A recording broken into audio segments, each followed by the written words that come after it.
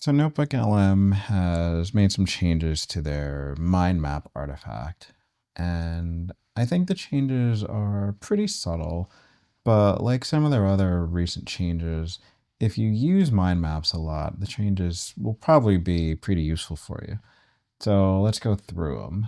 And to start, if you want to follow along or do this afterwards, you can just go to notebooklm.google.com.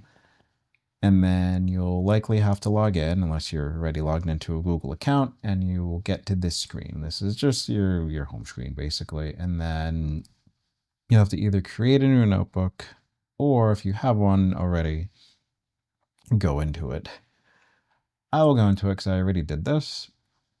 And then once you're in a notebook, you'll have to add at least one source, and then you'll have to have at least one source selected. If you don't have any sources selected, you can see on the right over here, all of the artifacts just actually get deactivated. So once you have one selected, now they light up and you can use them. So we're talking about mind maps, and the first thing on here, you might have already noticed, this little arrow here. This is where you can customize whichever artifact. Mind maps didn't have this before, and it was always kind of weird to me how you could kind of customize everything on here except mind maps. Like you just basically had to select whichever sources you wanted, and then it would just generate whatever mind map it thought you wanted. Now you actually have this customize option. So if you click on the arrow, you get a new window, and it's just the customize mind map window. And this is pretty much like all the other artifacts, but now you can basically prompt the model for what you want. So if you just want it to be restricted to a specific source, if you just want it to talk about certain concepts, if you just want it to do certain things or add certain things or leave out certain things, you can put that in your prompt here versus just you getting whatever it wants to give you. So that's the first change. And the second one, if I go into this mind map and then where'd you go? If I go into this mind map and then I expand it, so they made it so that the transitions between nodes are smoother. I don't know if it's any smoother. I mean, I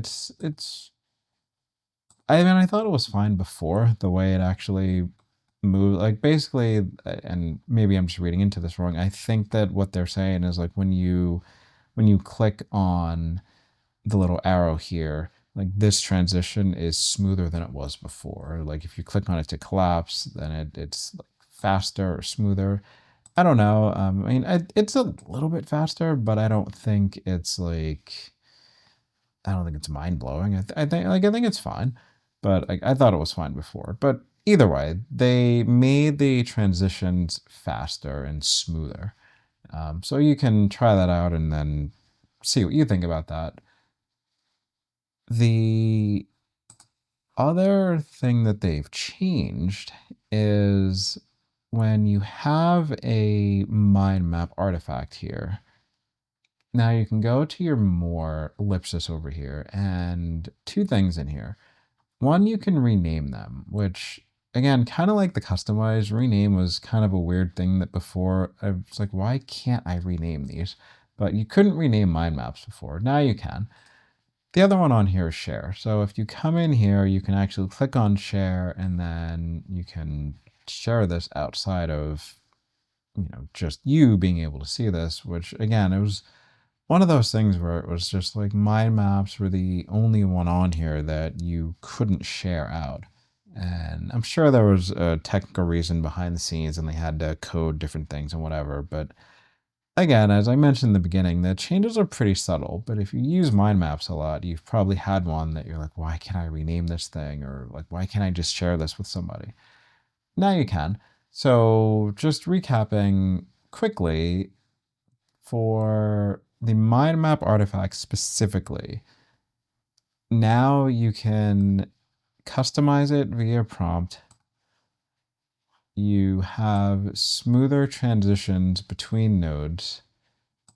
and and you have the ability to rename your mind map and also the ability to share your mind map. None of those were there before, so if you use the mind map artifact, at least one of those is probably useful for you. So ask us questions if you have them, and we will see you next time.